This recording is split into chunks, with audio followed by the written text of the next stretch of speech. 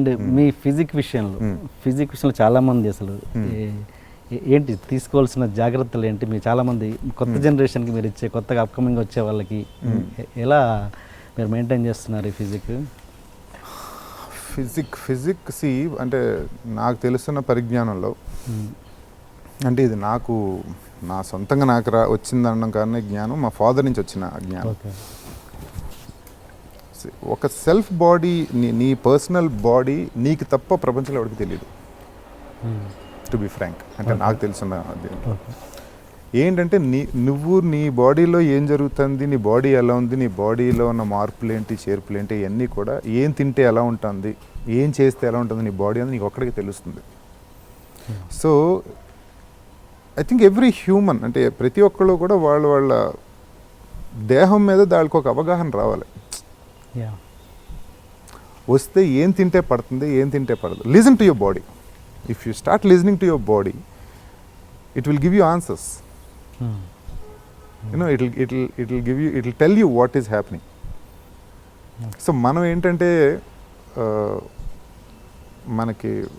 మన యావికేషన్లో పడి మన ఫిజిక్ని నెగ్లెక్ట్ చేసి మనం what will do is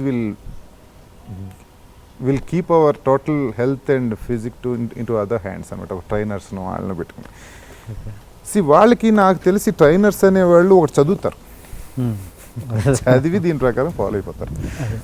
but I don't think physique work out like that. It doesn't work out. అంటే నువ్వు దాన్ని వింటావు అంటే ఇప్పుడు నువ్వు ఏదో తింటావు, ఏదో పప్పు తింటావు లేదా ఏదో తింటావు, అది నీకు పడిందో నీ బాడీ దాన్ని అబ్జార్బ్ చేసుకుందో లేదో నీకే తెలుస్తుంది, నీ ట్రైనర్ తెలియదు. యూనో ఏదైనా చేసేటప్పుడు రకరకాల బాడీ రకరకాలుగా రియాక్ట్ అవుతూ ఉంటుంది. సో ఏదైనా చేసేటప్పుడు పెయిన్ వస్తుందా ఏమొస్తుందా అనేది నీకు తెలుస్తుంది, ట్రైనర్ తెలియదు. అంటే ఇది నేను ట్రైనర్స్ అనేవాళ్ళని డిస్కరేజ్ చేయట్లా. We have to take trainers as a guiding tools and you have to have a proper understanding towards your physique. That is when you'll get a wonderful health and physique. That's what I feel. So మీరు ఓన్గా work out చేస్తారు? Yeah, నేను ఓన్గానే చేసుకుంటాను. So మీరు చేసే ఏంటి తెలుసుకోవచ్చా? ఏం లేదు, మా ఫాదర్ నాకు నా చిన్నప్పటి నుంచి కొంత ఎక్సర్సైజ్ రెజిమెన్ నేర్పించారు. సో ఏదేది చేయాలి, ఎలా చేయాలని ఆ రెజిమెన్ ప్రకారం ఫాలో అవుతుంటాను. ఓకే. సో దాని ప్రకారం ఏం తిండి తినాలి, స్వీట్స్ ఎక్కువ తిన్నానని చెప్పలేదు, బట్ అది నాకున్న తత్వం మీద తింటాను. కానీ యా, సో ఆ రెజిమెన్ ఫాలో అవుతుంటా. So how to cleanse yourself internally. బయట ఎలా స్నానం చేస్తాం అలాగే ఇంటర్నల్ క్లీన్జింగ్ కూడా చాలా ఇంపార్టెంట్ బాడీకి. అది చాలామంది మిస్ అవుతారు, అది చేయరు చాలామంది. Yeah, I think that gives you wonderful health as per my personal experience. Okay.